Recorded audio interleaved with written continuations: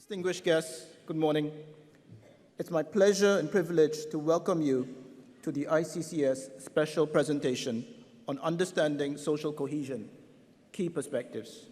My name is Shashi Jayakumar from RSIS, and I will be your host for this session. We have a session today that features the thoughts of three distinguished experts. Firstly, Paul Hedges, an associate professor in the studies of interreligious relations in the Plural Societies program, RSIS. Paul's books and writings have ranged from topics such as comparative theology to contemporary Muslim-Christian encounters. Paul has agreed to deliver the thoughts of Katherine Marshall, who was originally meant to be here, but on account of an emergency has not, unfortunately, been able to join us. Paul has agreed to share her thoughts as she conveyed them, but in addition, Paul will range much wider than that. And indeed, Paul, I believe you'll be adding your own thoughts as to these issues. It's only correct, I think, to say a few words about Katherine Marshall, who has been prevented from joining us. She's worked for over 4 decades on international development, focusing on the world's poorest countries. A senior fellow at Georgetown University's Berkeley Center for Religion, Peace, and World Affairs, and a professor of practice for development, religion, and conflict in the School of Foreign Service, Katherine is also the executive director of the World Faiths Development Dialogue. Her work focuses on bridging gulfs, separating the worlds of development and religion. Katherine formerly served as the core group member for the Council of 100, an initiative of the World Economic Forum to advance understanding between the Islamic world and the West. Our second speaker for this special presentation is Karen Armstrong. Karen is a writer, thinker, and author of numerous books on religion, including, to name but few, A History of God, Islam, Buddha, and the Great Transformation. In 2009, Karen was awarded the TED Prize and founded the Charter for Compassion, which is now a global movement. Without further ado, I would like to invite Paul to speak. Paul, the floor is yours, please. And good morning to all of our delegates. As you've been told, I am standing in for Professor Katherine Marshall, and I hope that in some small way I can fill her shoes. I should note that I have had a copy of her main themes and action points for this keynote as such, and if you'll allow me to use a Hindu metaphor, if I stand here as Shiva before you, it is only because Katherine has my Shakti, the divine feminine animating power, is that which I manifest. So, to talk about what I will speak on, I will cover 4 main themes. First, today's context of diversity. Secondly, what we mean by social cohesion, and relate this to identity. Thirdly, to talk about some issues and tensions that affect us today. Fourth, some factors in promoting cohesion. And then I shall finish with Marshall's Hypotheses for Action, framed within my own thoughts. So let me dive straight in to talk about diversity. If anything is true of us as human beings, it is that we live in diverse societies. This is more obvious in some places than others. Moreover, some societies seek to hide or minimize their diversity. But basically, we have a minimum of 2 genders in most societies. So India accepts a 3rd gender in the Hedges. But other forms of diversity, religious diversity, ethnic diversity, cultural diversity, abound. Many describe the diversity we see today as a new feature in society. However, from where we are in Southeast Asia, this seems quite frankly absurd. For well over 200 years, Chinese, Malays, Indians, and others have crossed paths here. Even in countries which see themselves as racially and religiously homogeneous, diversity has long existed. In my own birth country of the UK, which is often imagined to have been a white and Christian country for many years, a Jewish minority has been present for hundreds of years. The first mosque was built in the 19th century, And if we go back further to the 16th century, historical records tell us that Muslims were seen praying on the streets of London in the reign of Queen Elizabeth I. Moreover, a few years back, there was some outrage and what people described as absurd political correctness when black people were featured in a television series on Roman Britain. The famous classical scholar Mary Beard had to engage with critics on Twitter, pointing out that the Roman legions were composed of soldiers from all across the empire. And I could multiply examples to show us the omnipresence of diversity in every society around the world. So this givenness of diversity means that we're immediately faced with two questions.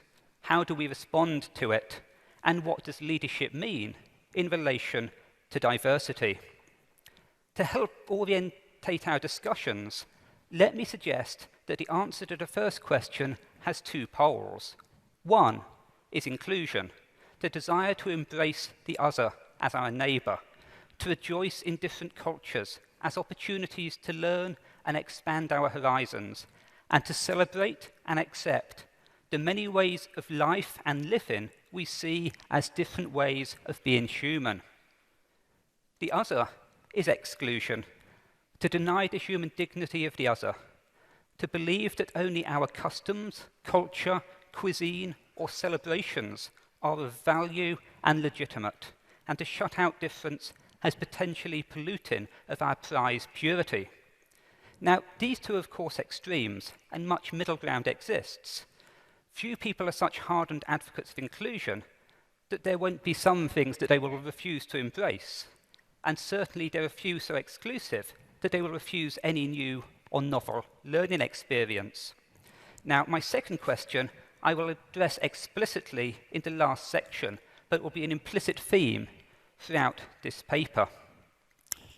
A final note that is important on diversity is that our experience of diversity is different from that of our parents or our grandparents, and even our younger selves.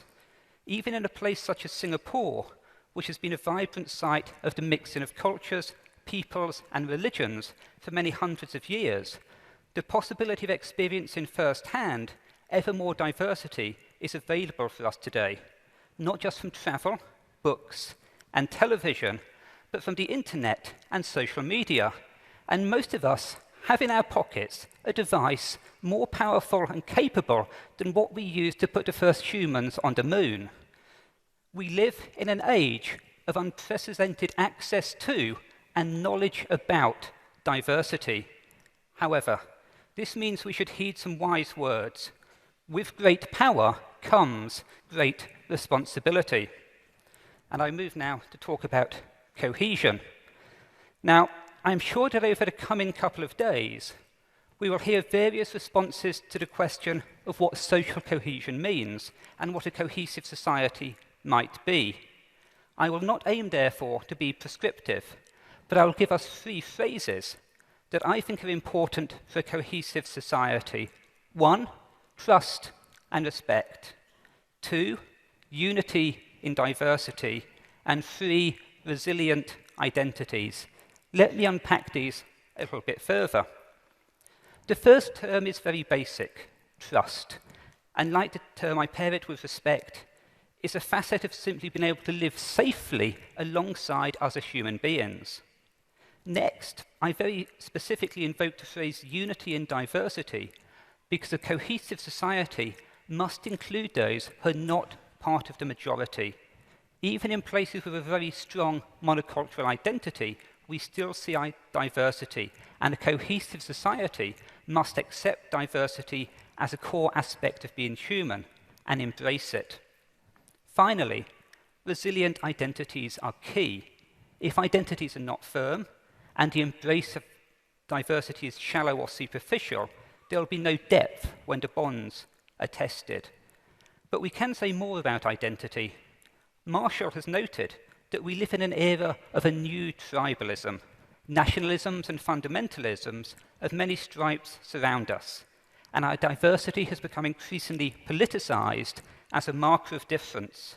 We may even say that our identities and diversity have been weaponized.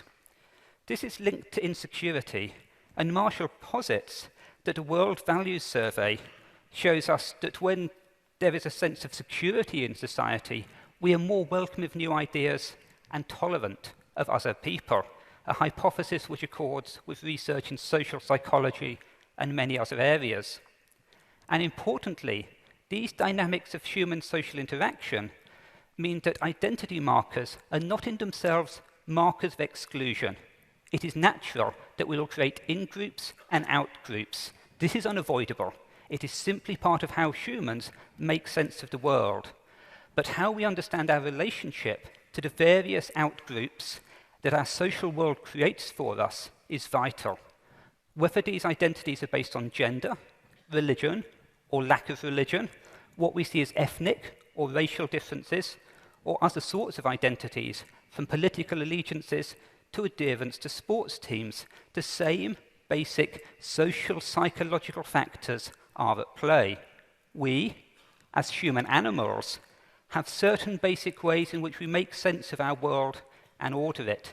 Envisioning any out-group as hostile depends upon the way that our in-group identities are framed, portrayed, and imagined in relation to our out-groups. And I will give an example of this shortly.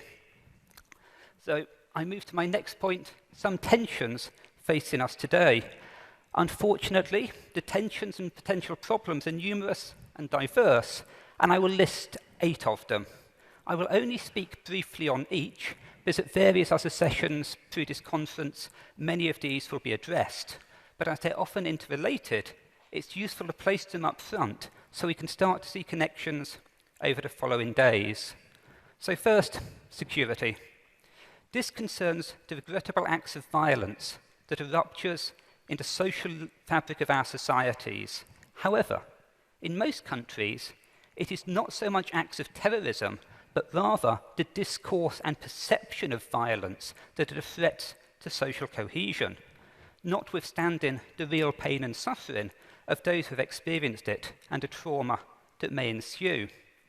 Whether we think about the popular association of Islam with terrorism through the actions of what I will term militant neo-Islamic jihadis, who see themselves, of course, responding to Western aggression, the white terrorism seen in the recent Christchurch attack, which can include narratives of an imagined white race under threat from multiculturalism, or a Judeo-Christian tradition under threat from Islam, or some social actors in places such as Sri Lanka who have argued that the defense of Buddhism entails violence against those perceived as aggressors.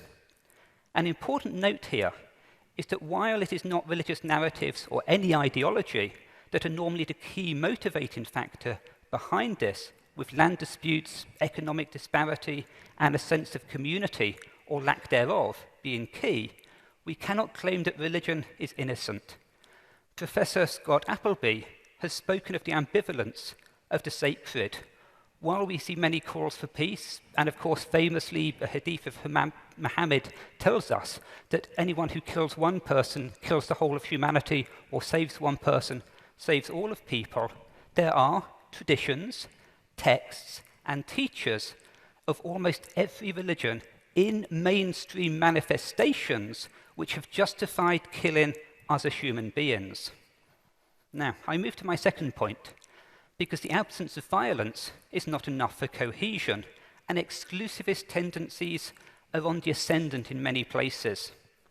A simple example is the wishing of festive greetings. Many of my Muslim colleagues, indeed I think I can say all of them, will happily say to myself or others, Happy Diwali, Merry Christmas, or Blessed Vesak Day.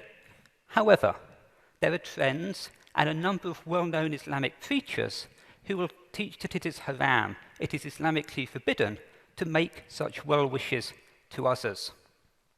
Third, global warming. Now, some of you may wonder what an environmental concern has to do with social cohesion. However, predictions by the World Bank suggest that this could cause the internal displacement of at least 143 million people by 2050, a number which is likely to increase dramatically after that date. And while this is in some sense a forward-looking issue, the displacement of populations will put pressures on services and infrastructures, food supplies, and the goodwill of those who host these displaced populations. Fourth, the question of disrespect and humiliation. We no doubt all remember the 2015 attack in Paris on the night of Friday the 13th of November, which included the Bataclan concert hall, and these were largely driven by people from the grim suburbs of Paris and Brussels, including many Algerian immigrants who felt excluded from French society.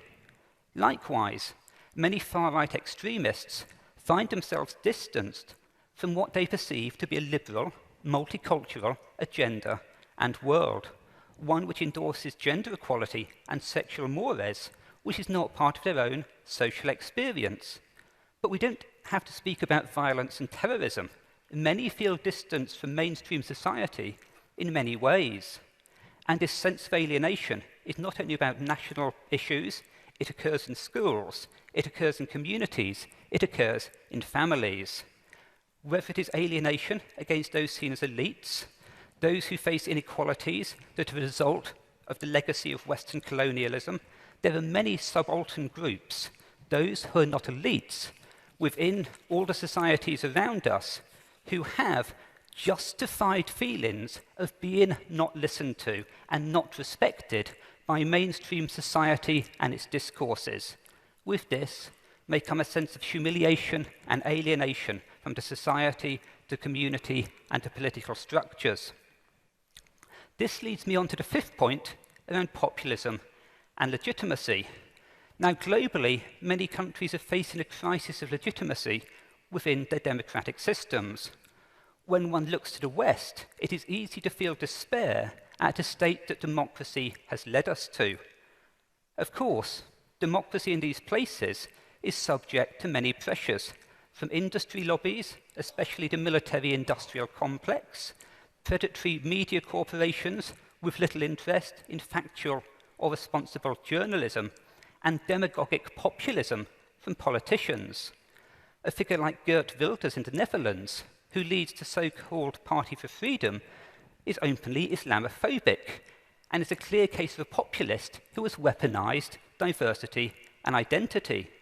Again, if I return to my own context of the UK, with Brexit, diversity, framed as immigration, is often a key driver in the narratives, but it's more likely economic disenfranchisement or cultural alienation, and diversity becomes the scapegoat within this. Of course, I could have drawn examples from other parts of the world, from Asia, Africa, South America, or elsewhere. However, as I've been doing some finger-pointing, I think we should invoke a Christian biblical metaphor that we should be aware of the plank in our own eyes before pointing to the speck in somebody else's. 6. Social media.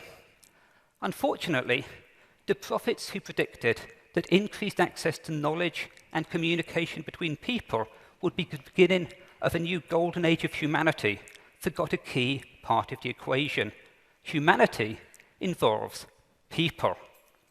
Buddhists speak about the three fires of greed, anger, and ignorance. Attention to such traditional religious anthropology would have made us aware of the dangers of these mighty machines in our pockets. The populist demagogue can spread hatred as easily as the humanist activist can spread peace. The insults to my religion reach me as quickly as the narratives about cooperation. And this readily leads me to my seventh point on humanity. And of course, I've started to speak about this, so I continue my theme. When I look at my phone and I see these two headlines, the insult and the cooperation, our brains are triggered in ways that we see the bad news. It will command our attention, and the passions will burn inside us as our threat perceptions are heightened. Those who promote understanding and dialogue face an uphill battle against these and many other things. But I should not be unduly negative, and let me tell you a short story. In 1941, in modern-day Bosnia and Herzegovina, around 2,000 Muslim men, women, and children were massacred in one outbreak of mob violence in one district. During this, around 200, mainly women and children, from the Bosniak Muslim community found themselves caught on a bridge between two advancing militias of Serbian Orthodox Christians. They were slaughtered, and many of the women threw their children into the waters below so they would not be cut down from the blades that were killing them on the bridge. However, most of those children just drowned in the water. However, historian Mark Bolsholz, who has researched this story, found that just a short distance away, within half a mile of this massacre taking place, another group of Serbs were facing down their fellow Serbs to protect their Muslim neighbours. They stood there and made sure that these weren't killed. An important point that is made in this story is that we are not determined by history. We are not determined by our sectarian identity. The in-group and the out-group dynamics of these two encounters were very different.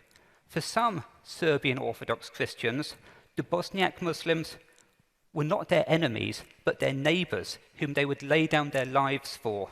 They exhibited trust and respect. Our humanity is both a potential threat to us in context of diversity, but also our potential salvation. Finally, my last point is ignorance. And I fully concur with Marshall in confirming the need for religious and cultural literacy. We live in societies which are often deeply ignorant, both of our own traditions and those of others. Offence is sometimes unintentional, but it can be taken. And in an increasingly diverse world, it is hard for us to know every tradition or cultural norm we will encounter, and so ignorance will always remain a danger. So I turn now to the promotion of cohesion, and I will address four themes: development, youth engagement, dialogue, and leadership. Now, development is very much Marshall's specialization, and she has addressed the connection of the United Nations Sustainable Development Goals, there are 17 of them, which you can see here, to religion and social cohesion. And there is certainly evidence of a correlation between some measures of social cohesion and the state of developments of these social development goals. This is to be expected. Poverty, for instance, is a factor in social cohesion. Gender is another major factor, and there are studies that find links between violent extremism and domestic abuse against female partners. A more gender-equitable world would be a huge step. However, the SDGs are not themselves a panacea. For instance, while removing poverty promotes social cohesion, it is not poverty itself that is a driver in such things as terrorism, pathways to radicalization, and anti-cosmopolitan attitudes. They are far more complex and rely on perceptions of relative poverty, feelings of social inclusion, and the issue of disrespect, amongst other factors. Recent terror attacks in Bangladesh, for instance, were committed by youth from the upper echelons of society. Poverty is far from key. Secondly, youth are key in social cohesion. The interfaith activist Ibu Patel tells a story of how, as an angry young man, he could easily have led into a path of militant violence. Indeed, the groups which were promoting cohesion, especially interreligious dialogue, regarded young people as an afterthought. By way of contrast, the militant neo-Islamic jihadi recruiters actively targeted young people. They made them central within their groups. They fed their sense of purpose. They gave them community. And they supplied narratives that made sense of their lives. The young people were deeply involved. As such, I'm very pleased that we've included, as an integral part of this conference, and one of my key recommendations for it, the youth platform. This has taken place over the previous 2 days, and including young people is important. It gives an alternative to the discourses and communities of the militants, and it builds understanding and diversity to shape all our futures. Next, dialogue, which I see as of vital importance. And I don't just mean interreligious dialogue here, which itself is a very diverse set of practices, but dialogue as a form of good human communication. The Jewish philosopher Martin Buber wrote a famous book entitled I and Thou, And in this, he contrasts taking another human being as a thou, which is to treat them with respect, to see them as an it, to utilize them for our own purposes. Now, this entails how we talk about and interact with other people. And this very basic distinction is immensely profound in its implications. Seeing the other as a thou could be seen as the foundation of social cohesion, if we could achieve it. However, for fallible human beings, we will always fall short. Therefore, since Buber's time, many have raised issues for dialogue. The power relationship's always inherent. How do we set up safe spaces? And how to practice respectful listening? And many of these skills and theories apply in good public conversations with our fellow citizens, as well as in seeking to understand people from different cultures from our own. Lastly, leadership. The Pew Foundation reports have shown that global discrimination against religion has increased, and it can make quite depressing reading. And leadership is absolutely key in this, and some common factors link leadership at all levels. First, leaders should act as agents of social change and model practices of inclusion and social cohesion. Second, moral authority is needed. Following the brutal civil war in the Democratic Republic of Congo, leadership in the peace process was led by the Catholic Church, which, despite violence being seen as between Muslims and Christians, the Catholic Church had stood above the fray and so was trusted by both parties to bring them together. And figures like Mahatma Gandhi or Nelson Mandela are other famous examples who have bridged ethnic, cultural, and religious divides. Third, they should embody respectful dialogue.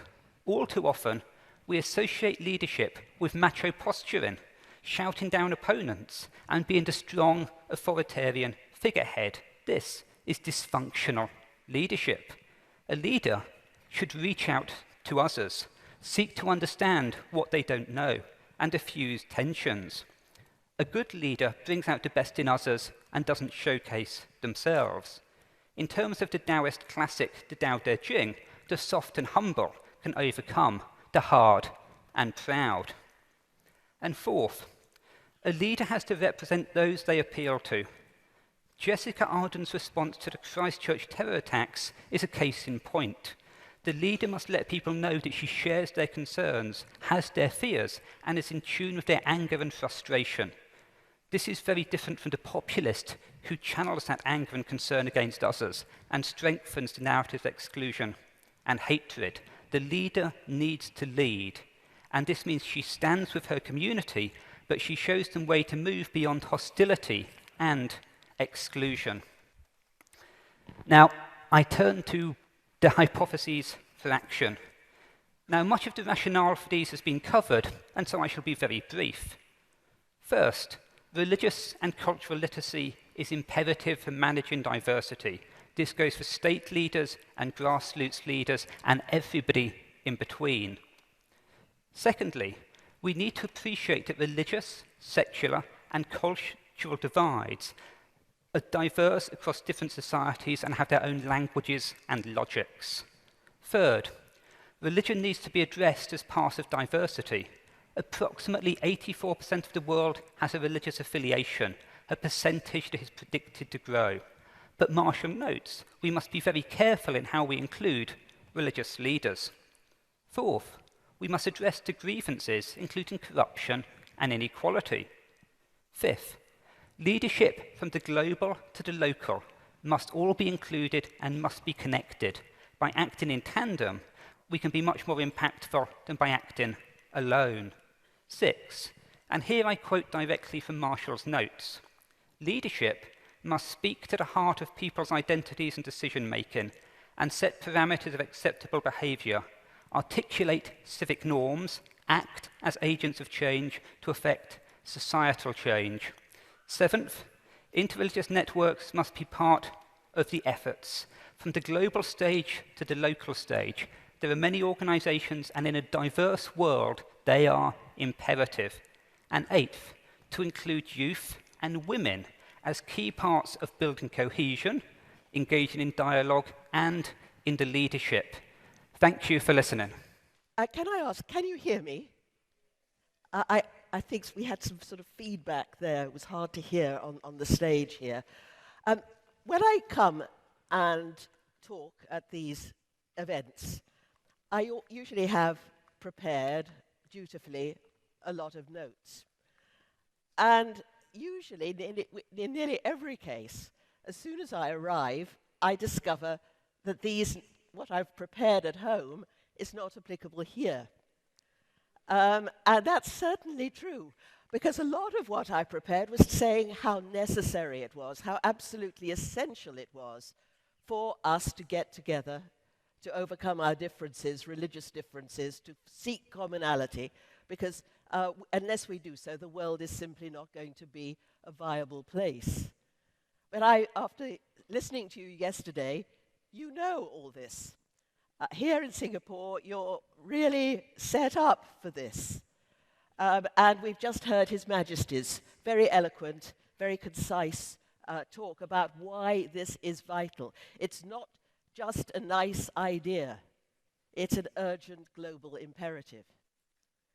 Now, so last night I didn't sleep very well, thinking what I would say to you instead. And I thought one of the things that I haven't heard are the religious reasons for this. Because for all our best endeavors, when we're talking about dialogue and interchange, many of us may feel, yes, but ours is the best. That we have, the others are okay, and they're doing well, but we must be kind and compassionate and reach out. I want to stress the importance of transcendence. Transcendence being a fact of life. Transcendence means something that goes beyond what we can know, that goes beyond what we can prove. Can't hear? Can you hear me? Okay. No? You can? Maybe I was talking to this one and see. So, transcendence. When we talk about God, we don't know what we're talking about. Or when we're talking about the divine, about the Tao, about nirvana. It means it's beyond what we know. We feel something, we're touched deeply within, and we're lifted momentarily beyond ourselves, but beyond ourselves. When I was at school, I had to learn this catechism answer to the question, what is God? And quick as a flash, we answered in a single sentence, God is the Supreme Spirit who alone exists of himself and is infinite in all perfections. Now, at the age of 8, I have to say that didn't mean much to me at all. But I now think it's incorrect, because it takes it for granted that you can simply draw breath and define a word whose literal meaning is to set limits upon a reality that must exceed what we can know. That when we talk about God, we must segue into silence. St. Thomas Aquinas, in the Catholic tradition in which I was brought up, famously composed 5 proofs for God's existence. And he's drawing rather remarkably on the insights of Maimonides and Ibn Sina at a time when some Christians in Europe were slaughtering Jews and Muslims, but he treats this with great respect. And he goes through them the 5 proofs based on Aristotle quite convincingly. But then the bit that nobody follows, really, is that he then says, he draws the rug from under our feet and says, but we don't know what it is we've proved. All we've proved is the existence of a mystery. We do not know what an uncreated being is. All beings we know are have a beginning and end. We don't know what is being itself. And the whole of Thomas's marvelous oeuvre is to remind us clearly that when we speak about God, we don't know, or nirvana or Tao, we don't know what we're talking about. Even Jesus, he says, when in his commentary on the Gospels, when he ascended to heaven, the text tells us that he goes behind a cloud. And that means that even Jesus is opaque to us. We are in, as one Christian mystic called it, a cloud of unknowing. And each of the religious great traditions has a particular insight, a particular vision of what God is that is valuable. And our great opportunity now is that we can feed on one another's insights and help us to realize that God is not a being, as the Catechism said. As Thomas Aquinas said, God is esse se ipsum, God is being itself. In ancient India, the Brahmin priests used to have a competition in about the 10th century BC. And the object of it was to find a way of talking about the Brahman, the ultimate reality, the all, which is everything that is. And the first priest would kick off, and drawing on his immense insight and learning, he would come out with a declaration of how he saw the Brahman. And the other priests would draw on their great learning, and they would do the same.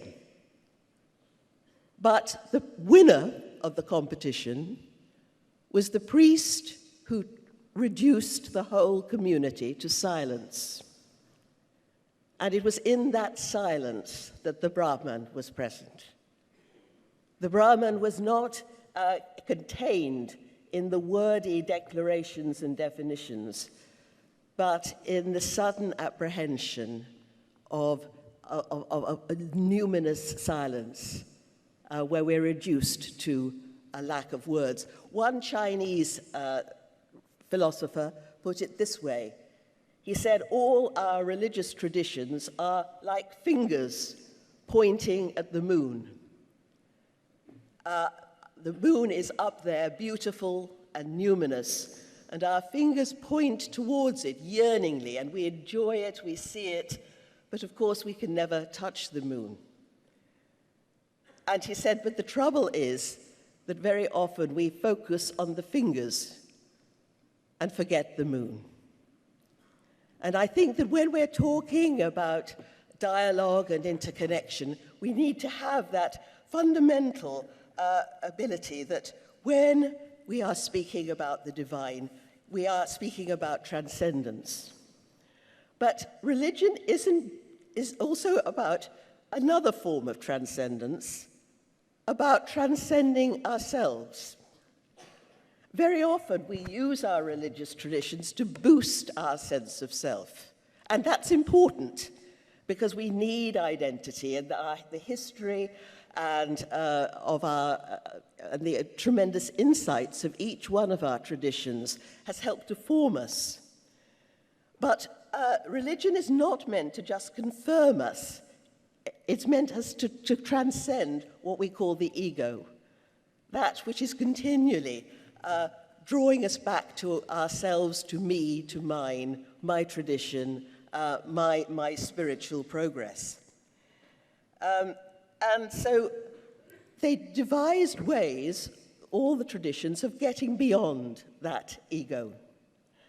And the most common one, as we've heard many times today, is the ethos of compassion, the golden rule.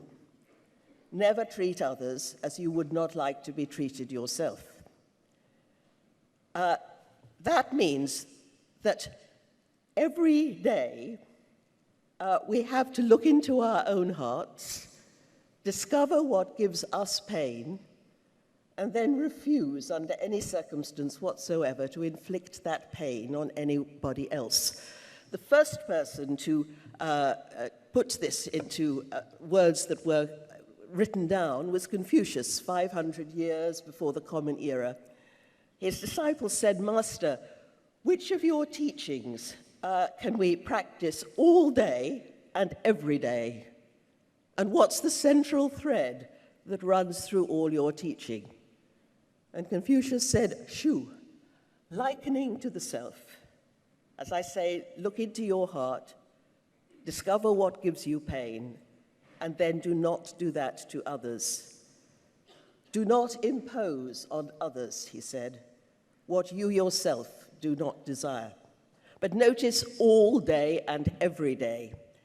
In England, we have a habit of saying when we've done something nice for somebody, "Well, that's my good deed for the day," as if we can then retreat from the rest of the 24 hours to our usual habits of putting me first and selfishness. No, all day and every day, put yourself in other people's shoes. Rabbi Hillel, an older contemporary of Jesus, was once asked to recite the whole of Jewish teaching while he stood on one leg. If he did, his questioner said, he would convert to Judaism. Hillel stood on one leg and said, "That which is hateful to you, do not do to your fellow human being. That is the Torah, and everything else is only commentary. Now go and learn it." "Not one of you can be a believer," said the Prophet Muhammad, "unless he desires for his neighbor what he desires for himself. Not one of you can be a believer if he can sleep when he knows that somebody is hungry." And if we now know what hunger is in the world, and we should all be sleepless. Jesus said, "Love your enemies." Now, that word "love" needs a little deciphering because it's become so bowdlerized. And I love ice cream. Didn't you love that movie? Jesus is doing a bit of midrash on a phrase in Leviticus which says, "Love your neighbor." And he's saying, no, take that further, love your enemy. And the word love there in Hebrew, chesed, does not mean love in our sense, it means loyalty. It was a legal term used in international treaties. Two kings would promise to love one another, which meant that they didn't fall into one another's arms and become best friends, but that they would look out for one another's interests. They would come to one another's aid in time of trouble. They would do their best to promote an understanding between their two peoples. And that is the kind of love that we have to give to our so-called enemies today if we want a viable world. And finally, religion is not a private search. So often, John Locke, a fellow Brit, said that religion is a private search and that it cannot, therefore, be used politically. And this is a very good thing in many respects, because it liberates religion from the inherent injustice of every state. For all our best endeavors, we've never yet achieved total equality in our states. We have ideals for them. We institute institutions which try to enable a better fairness and kindness to all. But the fact remains that we never have achieved it. But the great thing about it is that we can challenge that. The prophets of Israel had no time for people who said their prayers nicely in the temple, but neglected the plight of the poor and the oppressed, and who did not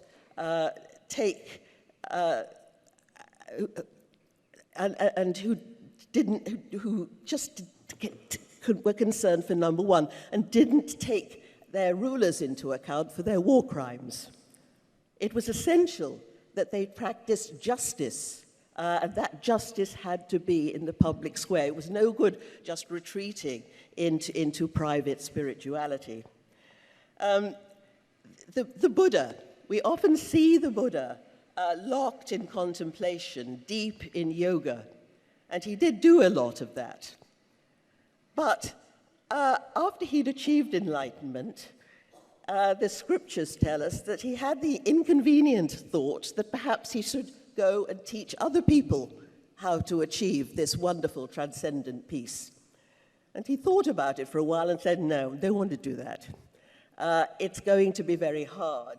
My enlightenment requires that we put the ego to one side, and people don't want to do that. It's going to be too difficult. I think I'll just stay here. At which point, the god Brahma, in the highest of the heavens, gave a terrible cry. And he said, then the world will be lost. The world will be utterly lost. And he descended from his highest heaven and knelt before the Buddha, the god kneeling to the enlightened man. And he said, Lord, please preach your Dharma. Look at the world. And the Buddha, we're told in the scripture, looked at the world with an eye of compassion, and he saw the ubiquitous suffering of the world.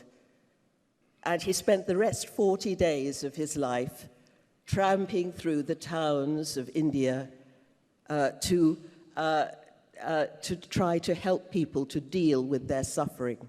And furthermore, he told his monks that they must do the same, that it was not enough to just achieve enlightenment and bask in that serene peace. Go forth, monks, he said. Go forth and go into the suffering of the world. Look at the world and travel in order to assuage people's suffering.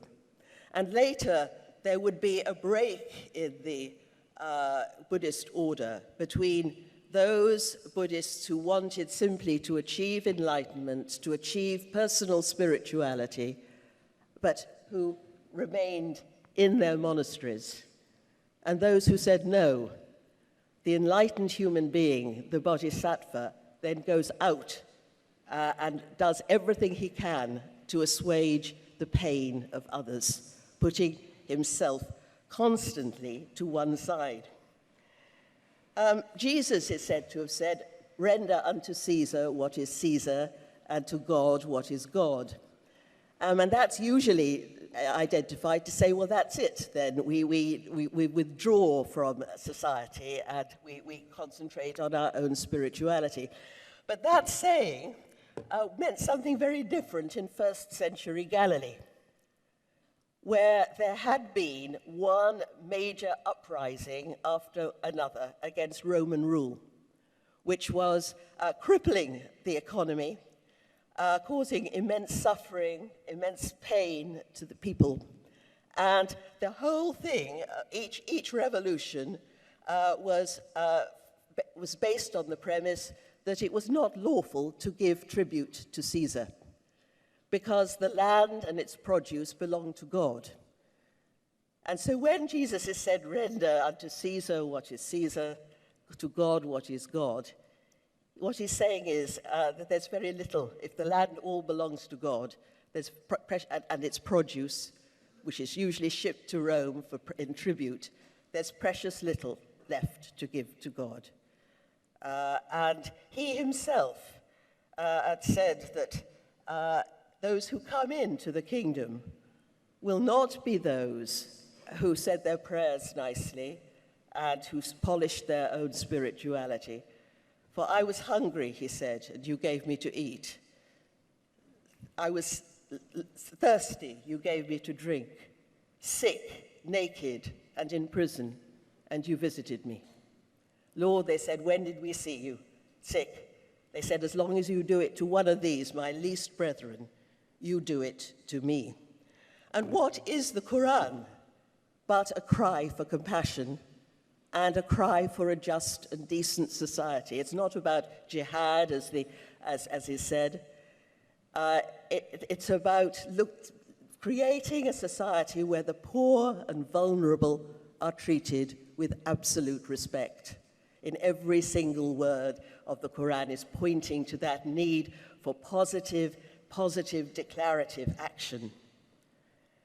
And so, right at the very, very beginning of their religious quest, the Chinese developed a theory called the mandate of heaven.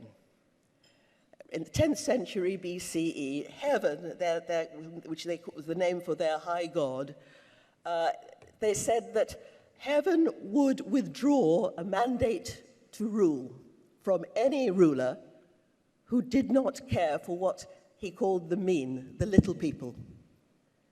And that was every agrarian economy, every pre-modern economy was based on a surplus of agricultural produce. And what happened was that the aristocracy, a small aristocracy, would take the surplus that the peasants grew, reduce them to subsistence level, and use this surplus, this wealth, to fund their cultural enterprises. And historians tell us that without this iniquitous system, human beings would never probably have advanced beyond a primitive level, because it created the arts and the sciences. It created a class, a privileged class that had the leisure to create the arts and the sciences on which our progress had depended. So it's clearly not the case that the mandate of heaven could ameliorate that. Nobody found a solution until the industrial period, where we replaced agriculture with industry as the source of the economy, but we've still created injustice. But nevertheless, what that did in China was to create a profound unease, a profound discontent, and that retained its purpose with Confucians in the government right up until the 1911 revolution. They couldn't always mitigate the injustice of the state, but they were there, and that voice was heard. So our mission today is to recognize the transcendence of God, but not simply to retreat into a private spirituality, but to go forth into the world. So I want to end with some reflections from Ibn Arabi, who changed my life, I think, when I encountered his work all those years ago. And one of the things he said was that every single human being was a unique and unrepeatable incarnation of God, of Allah. And that means that every single one of us here in this room is an incarnation, he said, of one of God's hidden names. And now if you think of just all of us here, and that each of one of us is incarnating a particular aspect of God, we realize how impossible it is to sum up God in a single word like the Catechism. And each one will have its insight. And it's our duty, first of all, to encourage that growth, that name within ourselves, so that it speaks to the world in our actions, in our words, in our projects, in everything we do. But we must also look for that hidden name in every single person whom we meet. And he made it very, very clear that this incarnation was this hidden name, this revelation of the divine, would be deeply colored by the faith tradition into which we were born. That a Muslim would have a particularly Muslim slant, the Muslim genius of insight into the divine. Jews would have a different insight that would challenge that, but add something. Christians, Hindus.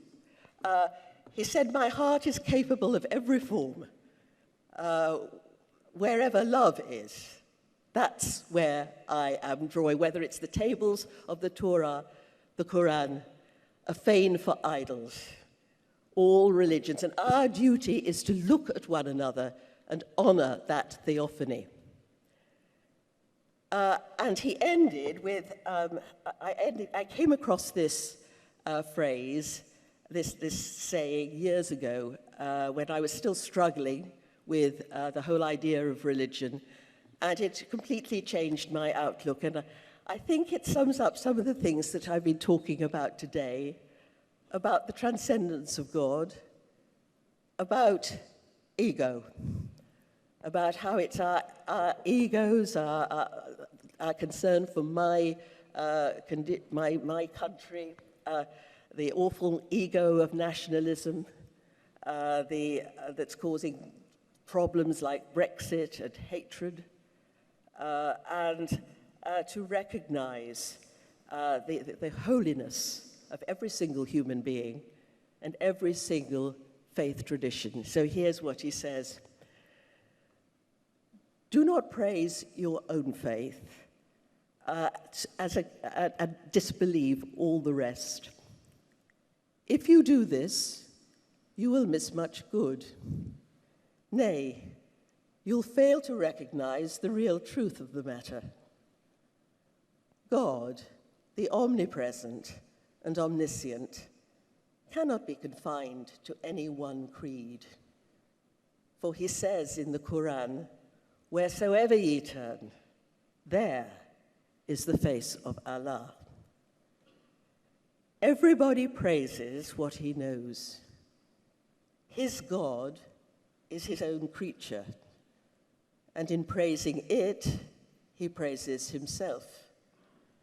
Consequently, he blames the beliefs of others, which he would not do if he were just, but his dislike is based on ignorance. Thank you. Thank you very much, Karen. You've given us, through your profound insights, your learning, your perspectives, a lot to think about. And this will take us over the next 20, 25 minutes into discussion. I would like to pose to both of you this observation, and this stems from remarks delivered just a few minutes ago by His Majesty King Abdullah of Jordan. And he said something. He said, we all do better when we speak to each other. I was thinking about these remarks. I was thinking about them even more over the course of listening to your two sets of remarks, or three sets of remarks, actually. My question to both of you would be, everything seems to be so much more difficult now. Talking to each other, as His Majesty has said, dialogue, respectful dialogue, which you and Katherine have brought out, Paul, intergroup contact, intra-group contact. Now, we've always had demagogues, we've always had extremism, we've always had ideologues, but why does it seem so much more difficult now? I wonder, through your learning, your reading, your insights, whether both of you might care to give us some historical or even contemporary context to understanding how unusual the situation we are in is actually. Karen, first, if you would. Well, I think in the old days, when we all lived so far apart from one another, isolated in our own societies, we might hear of religious goings-on from travelers coming back with strange and peculiar stories, like Muslims running around a building. Yep. You know, why? It just out of the blue, why? And Hindus say, oh, they believe in loads of gods. And again, that sounds a bit primitive.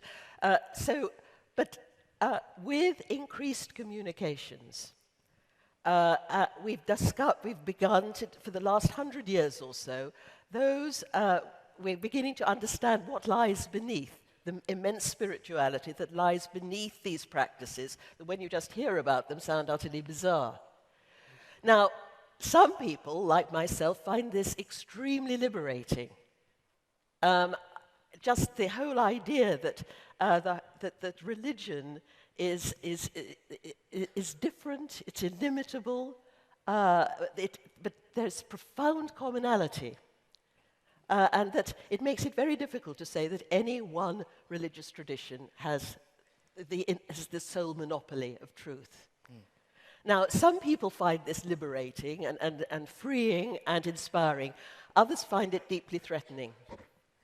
And what has happened is they've retreated into tight denominational ghettos, so that even, that happened even within religious communities. So you have Sunni and Shia, Protestant, Catholic, all sort of fighting for they feel threatened, profoundly threatened by that. And so I think it's the same with sort of nationalism. The nation state was devised in the 19th century to suit modern industry. But Lord Acton quite distinctly and presciently, and he was a British historian, late 19th century, he said the nation state has a fatal flaw, that the emphasis in the nation state on ethnicity, culture, and language, and possibly religion too, can make it very difficult for people in the nation who don't fit that national profile.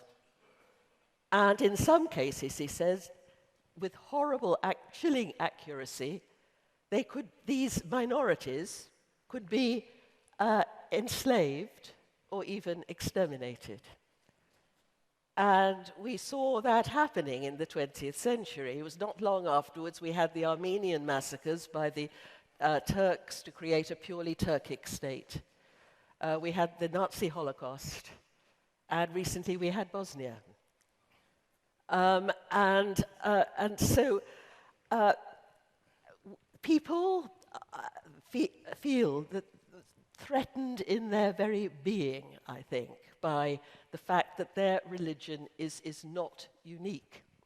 Just as you have the insanity of Brexit at the moment, a sort of a complete denial of the fact that whether we like it or not, we are now living in a global world.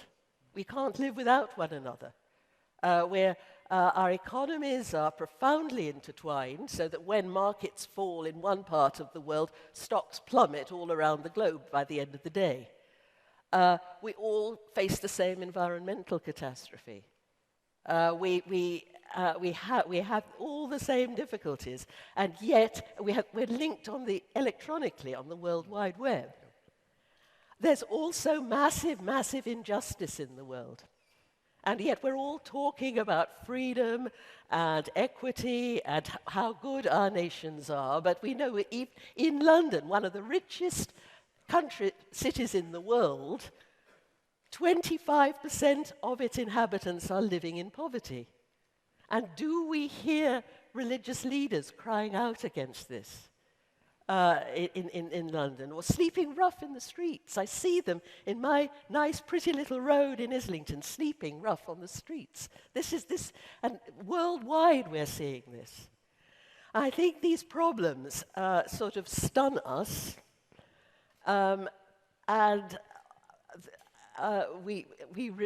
many people, therefore, are just retreating and feel profoundly threatened by the idea that other people's faiths are as insightful as their own. It's a threatened sense of identity that is causing British people to withdraw from Europe, and Protestants from Catholics, and even within the various denominations, to create suspicion and fear. Plus, there's not enough serious thinking nowadays. Have you noticed everybody's always talking all the time? You walk round the roads and people are plugged into their iPhones talking to somebody away. And taking photographs. I was sitting in the restaurant and someone came in and had a hamburger and immediately took a photograph of it. Why?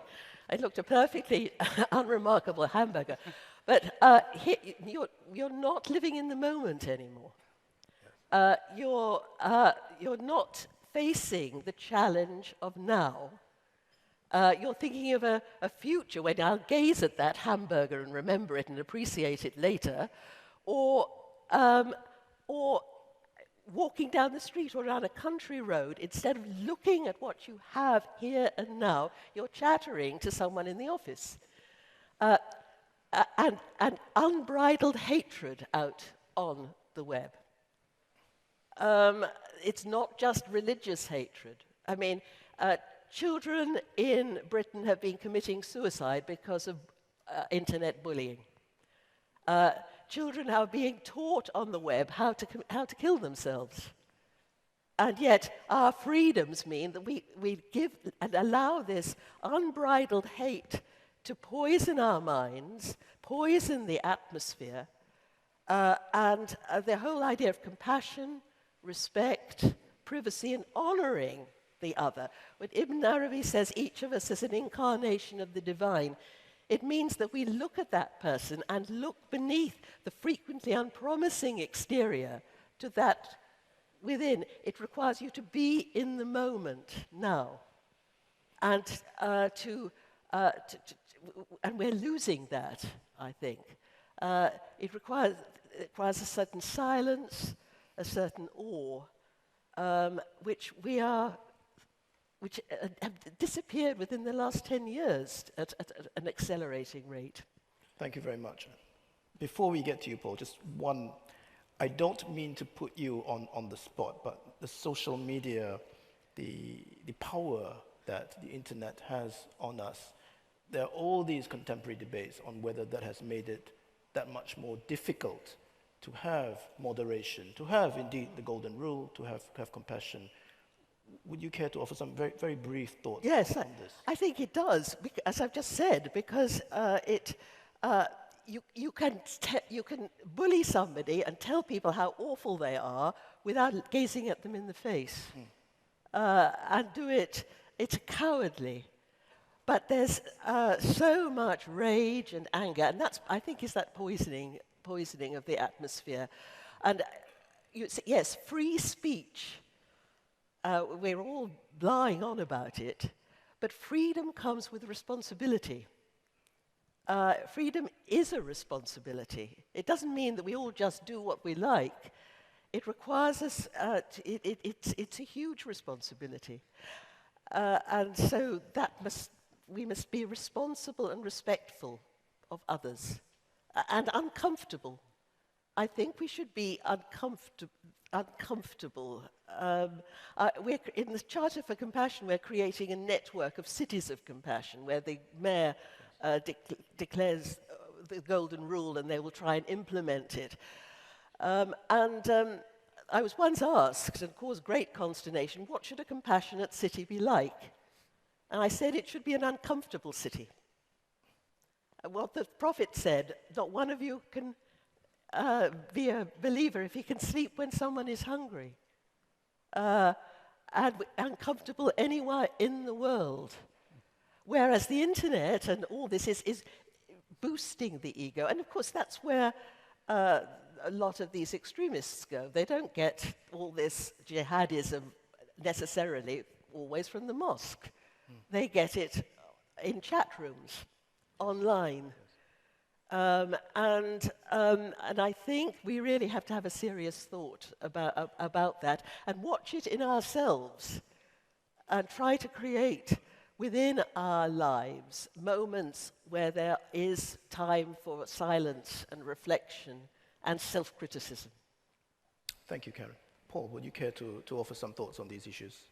Yes, certainly. I think Karen has touched on a lot of points that I would have mentioned, so I'll just expand some of them. One of them is about the question, I think, of identity that is raised here, about these sort of very monolithic identities that we have these days. And of course, as human beings, we're not simply sort of monolithic. It's not that I'm a Christian or a Buddhist or a Hindu. We are male and females, we're fathers, we're brothers, we're citizens. We have many, many identities. These are always plural. But a tendency that has happened, particularly over the last few decades, is for people, if you like, to sort of identify very strongly with these sort of politicized identity politics. It is a term that's used around this. And this is partly coming out of trends of modern society, like sort of modern nation state, which measures this sense of like monocultural sort of silos has developed. There's, of course, in many parts of the world, and even places we see now as problem areas. I mentioned the Balkans before, or if we look at sort of Indonesia. In these societies, for centuries, we have seen very harmonious living of different people alongside each other. And if you like, sort of their religious identities, their ethnic identities, their cultural identities have not been a factor that has divided them. It's been, it is this neighbourliness, the fact that they've seen their commonalities. But over sort of recent years, and I said sort of race being imposed, sort of religious identities becoming solidified, people just have this sense that I'm only this one thing. And of course, if you only have this one thing, I just see myself as a Christian and you're a Buddhist and therefore against. It's not that, I am both a Christian and a father and you're a Buddhist and a father, or whatever it may be. We become very focused on these singular identities. And this comes down, I said partly again, you've mentioned sort of social media, these sort of little bubbles that we get these days. There's of course the algorithms that we're all controlled by, whether we like it or not, in the supermarket or online or anywhere else, focus us down to the people who've got similarities to us. So these very sort of singular sort of narratives that we have become enforced more and more through this. And again, speaking about sort of diversity as an aspect of what we're all in, it is actually sort of not the diversity itself, which is the problem. And perhaps coming back to Brexit as well, I know we've got two Britons on the stage. I know 200 years, you still haven't got rid of us. The Brits are still here. But sort of the Brexit thing, part of the vote of that, it became, I said, about sort of immigration. And the people who are most opposed to immigration in Britain, the people who most dislike immigration, are the people who live in areas which have very few immigrants. If you go to London, people voted against Brexit, they're in favour of immigration. You go to the middle of the countryside, oh no, immigrants are bad things, and they've never met one. So I said, although we talk about diversity, there is this huge sort of ignorance, and I said it's the fear. It is not the actuality of diversity, it is these perceptions that we have of them, it's the discourse around it, which feeds into this. And of course, with this, again, like the speed of information of the internet. There's again the story I mentioned sort of in Bosnia, this massacre taken place. Nobody else knew around it, and it's only sort of the last few years I think this has been sort of dug up. If this has happened sort of today, people will be live streaming this, and and the Buddhist and the Hindu, whatever it would be, like the Serbian, and they would then be punching each other up because we see it straight away. So again, going back to what you've said, we had these old traveller's tales, but now everything is directly in your face, fed through, I said, these sort of social sort of media bubbles to us, and these increasingly sort of monolithic identities that we're forming. I think it's also a question of inequity. And you were talking about the Brexit vote. The people who voted for Brexit were largely in areas where there had been great suffering because of the austerity measures taken by the government, and the richer parts of the country voted to stay. But it's inequity worldwide, I think, that we've got to be concerned about. And a sense of, I think, people are overwhelmed, rather, by the statistics, by the horror of it all, and by the suffering. In Britain, I don't know whether you do that here in Singapore, but on the evening news, it now seems obligatory for the newscaster, when he's about to show some disturbing footage, to say, a warning, you might find this next footage distressing. And that gives you a chance to switch channels or go and make a cup of tea or something. So God forbid that you should see yet another disturbing and horrifying picture of war-torn Yemen. And that sort of retreat, a sense of helplessness, because what can we do? But that sense of let's preserve this comfort, and that carries on into our religion too, whereby we tend to retreat to say our prayers nicely and go to the mosque or this church or and look for some kind of spiritual comfort and joy. I mean, and Christmas, for example, I'm always astonished by we're talking about this Christmas story comes out. and with carols, and everybody's happy and joyful. But the Christmas story is a terrible story. Yeah. The Messiah is born in a hovel, because there's no room in the inn. He's born in some kind of cattle shed. And then he becomes a refugee. Yes. And yet here we are, sort of prettifying this story, and we prettify our religions too. I think, Jesus loves us, and yes, but I sometimes listen to the way people talk about this highly disturbing, uncomfortable character in the Gospels, who is constantly tearing down people's comfort and making them see things differently. But we've made him a sort of a loving saviour, often with a little lamb depicted with a lamb tucked under one arm and patting a child on the head with the other.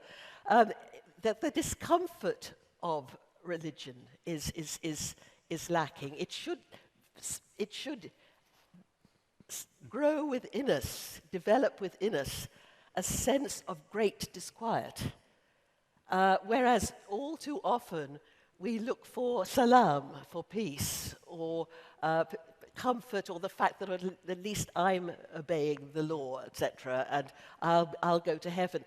And, the emphasis on heaven, I sometimes think, or salvation can be a bit of a distraction, because it can become simply like paying into your retirement annuity for a comfortable life in the hereafter. Whereas what we have now is a world in which we should be going towards suffering and pain and letting it invade our hearts and minds, as it did with all the great prophets. They were not comfortable people. Yes. None of them were comfortable people. Yeah, I mean, if I could just maybe come in, you've spoken about sort of the Christmas story of Jesus' birth as this refugee story. I mean, something that is very disturbing to me in the UK is that when we look at the statistics, it's members of the Church of England who, more than the average population, have negative attitudes towards immigration, towards sort of refugees. I mean, I have to say the church leaders have been very good. The bishops have stood up and sort of fully sort of supporting refugees and immigrants. But this sort of wider sort of grouping of very often comfortable middle-class people, which feeds back to what Karen was saying earlier about like religion becoming very privatized. You're doing this good thing for myself. I've been to church this week, so I'm a good person, but completely ignoring, I said the fact that the foundations of the religions you say is based upon this refugee immigrant story, and that is something that people all too easily overlook. Thank you. I wonder, Karen, Paul, if you could help me out on just one issue, which still puzzles me to some degree. So much of the intolerance and to some degree the violence, it is fed by these echo chambers of the mind, these filter bubbles. So much of it is fed by online content, online dialogue. But for those of us who work on, let's say, radicalization, there are some of us here in the room, the drawing out, meaning the counter-narrative to be really effective, quite often is not an online solution. It's a series of, what you just both talked about, real-world contact, respectful dialogue. I wonder in your deep learning, your reading, whether you might be able to adduce or to surface certain examples of the past, or even indeed contemporary examples, where some of the counter-narrative, real-world interventions have actually either shown promise or been effective, either from the past or some sense of the present. It's not a prescription, not a silver bullet, but the kinds of things we should be thinking about trying. Would either of you like to volunteer for this? Okay, yeah. No. Yes. Talk to us. I mean, well, quite happily. I mean, while talking about sort of the online and echo chambers, I mean, we also know that most radicalization sort of roots into extremism. It doesn't happen online. It happens through face-to-face meetings. It is that personal encounter that draws people in. You need, I said, often this sort of community. And that's what draws people in. Sometimes this starts off as an online encounter, but it's not like somebody reads something online and suddenly overnight becomes an extremist. They meet people, they go into chat rooms there. And so certainly, yes, sort of if you like, sort of the counter-narratives, they also have to have this sort of community message. And then I spoke about it, I said, as a large, well, a part of sort of my talk, and sort of drawing on sort of Catherine's thought as well within this, that I said sort of community and belonging and these questions of inequality are absolutely key to this. Now, I realise I'm not directly answering your sort of question of sort of the good examples here, but it leads me into it, if you like, the good sort of counter sort of narratives to this, I said, are often those which are about communities, it's about belonging. You give people a narrative, you give people a story. And I said many of the radicals, they're very good at telling very good narratives, very good stories. So what has to be told is not about sort of putting facts out there that, like, you know, the Quran says this or the Bible says that or whatever else it may be. You need to give people a narrative and a story they can buy into. And maybe a group in America, the Interfaith Youth Corps, I mentioned Ibu Patel in my sort of talk. A lot of sort of work that they've done on campuses with young people has been about sort of, you know, building up sort of the story of what it means to be an interfaith leader. And I mentioned to Ibu Patel, part of the reason like he tells sort of the story of himself as to how as an angry young person he could have gone this way, he could have gone the other way, is letting sort of people know that, you know, these frustrations that we have, you know, they are not in and of themselves, you know, a negative thing. It doesn't make you a bad person. Again, we see a lot of polarisation. I mean, the Brexit thing, I mean, well, both Karen and myself have stood up here and sort of said how terrible Brexit is. But of course, if we want to have sort of a good conversation about this, it's not saying to the people on the other side, you know, who want to leave it, you know, you're stupid and you don't understand stuff. There are often good reasons. They see, as you said, the inequalities there, and they don't understand what the benefits are. You have to engage them in dialogue. You have to have the narratives and stories. And so it is sort of about, if you like, sort of having these different narratives and stories, and if you like, to do the good projects are those which tell narratives, which tell stories. It's not simply fact, fact, fact. It's the stories and the narratives. It's very helpful. Thank you. Right. Our religious stories are all counter-narratives.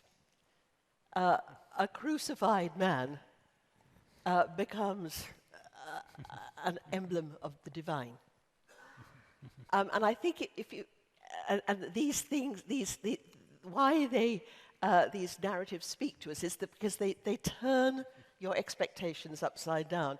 Look at the Prophet Muhammad, for example. Look at the Treaty of Hudaybiyah.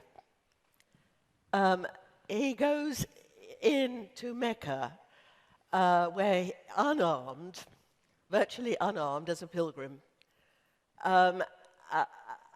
takes 1,000 Muslims go with him, and waits for the Quraysh to negotiate. And when they negotiate, he gives away nearly all the advantages they've gained in the war that's come up.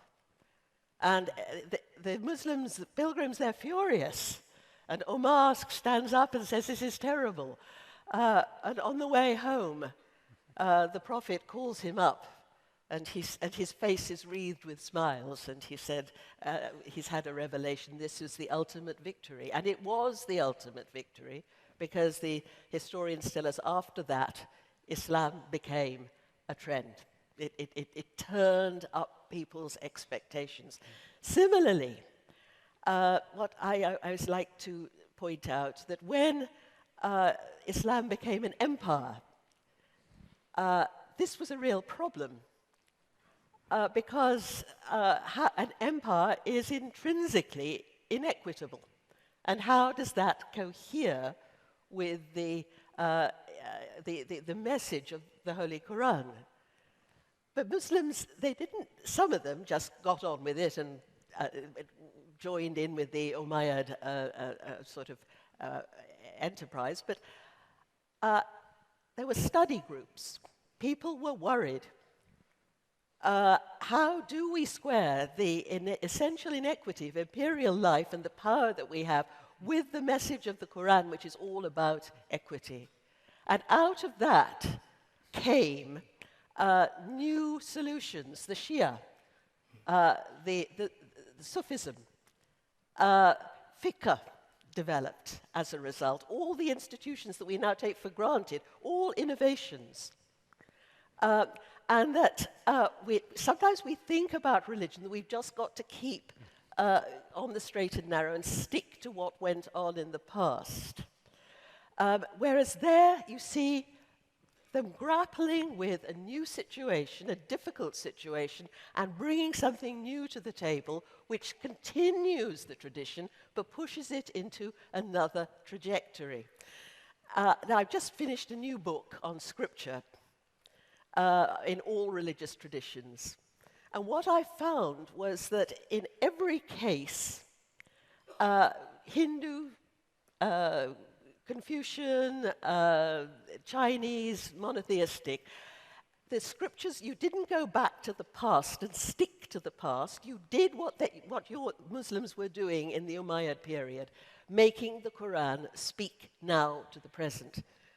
And we've rather lost that, certainly in the Protestant world, where it was all about going back to to the early church. We can't go back to the early church. We are men and women of the 21st century, like it or not.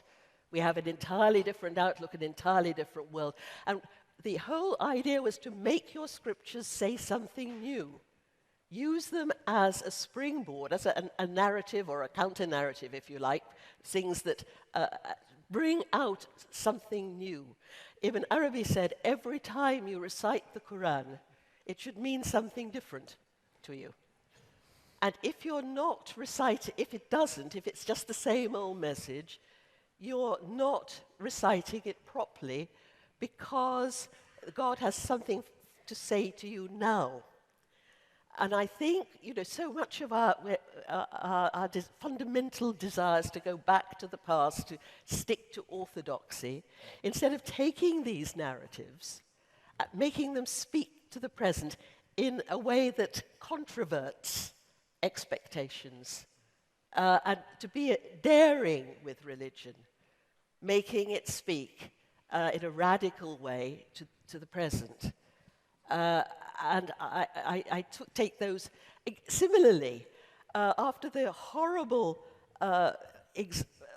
Mongol invasions, for example, in the 14th century, where Muslims lost whole swathes of territory, a disaster, you'd think. But no, the Muslims learned from the Mongols and created 3 new empires, the Abbasid, the Safavid, and the Ottomans, all of which had learned from the Mongols, but taken that challenge, melded it, and used it again. And Rumi was a refugee from the Mongols, and he used the Mongols' vision of a huge, wide world and spiritualized it and brought it to Islam. I think sometimes we take our religious narratives and cling to them in a sort of rather conservative way, instead of using the challenges that we face, difficult challenges, and merge them with the old, get this to the spirit, to the heart of what lies in these stories, and then make it say something new, something special that speaks to us now. So how would we now, I think, look at our scriptures, look at the challenge, all our religious stories, Buddhist, Confucian, Christian, Jewish, Muslim, they're all challenging stories. How do we learn from that now to make them speak in a new way to the terrible problems we have in the present? It won't work if we just go back to the past. We've got to be creative about it. Thank you very much, Karen. Over the past hour and a half, we've ranged across historical examples. Almost all of the world's major religions dealt with issues ranging from respect, dignity, the golden rule, compassion, to interreligious dialogue, plural societies. And I think all of us here would agree that Karen and Paul have set us up in an excellent way for the discussions in the plenaries and the breakouts, which are about to follow over today and tomorrow. Before I end this session, I would like to ask all of us to put our hands together for our speakers who have given us so much to think about.